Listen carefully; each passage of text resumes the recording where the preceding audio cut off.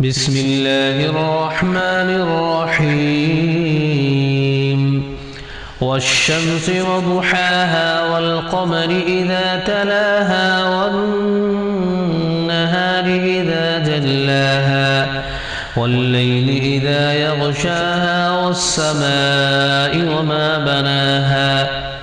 والأرض وما طحاها ونفس وما سواها فألهمها فجورها وتقواها